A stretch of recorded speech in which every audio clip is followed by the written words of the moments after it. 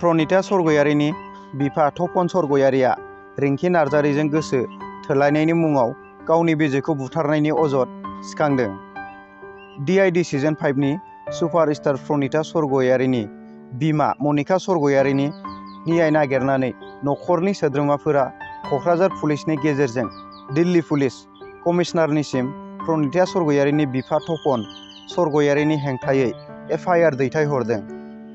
DID season 5नि super dancer Pranita सरगयारिनि बिमा मनिका सरगयारिखौ प्रनिता सरगयारिनि बिफा थामहिनबा दिल्ली पुलिस तपन सरगयारिया बुथारदों होनना गोख्रों अजद दैखांदों मनिका सरगयारिनि नखरनि सोद्रोमाफोरा। कक्राझार सहरनि खोला दिप्लाय मालगावनि थागिबि मनिकानि फंबाय जासुस बसुमतारिया प्रनितानि बिमा मनिका सरगयारिनि जिउ गोमानाय जाथायखौ गनायना लानो हायाखै।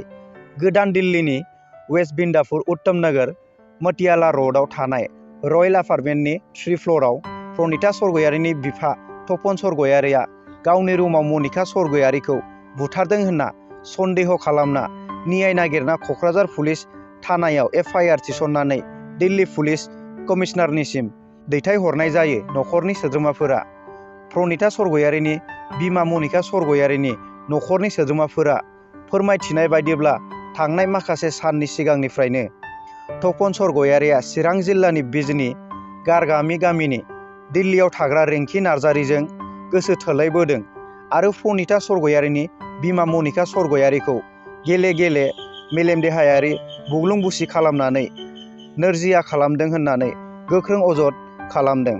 मख'थावनादि प्रनिता सरगयारिनि बिमा मनिका सरगयारिया गावनि फिसाय जौ लोंनानै गोसो थोनाय हिन्जाव रिंकि नार्जारिखौ लानानै गावखौ इनाय अयथासार खालामनानै बुग्लुं बुसि खालामनाय बाथ्राखौ मबाइलाव भिडिअ रेकर्डनि गेजेरजों फोरमायलांनाय नुनो मोन्दों।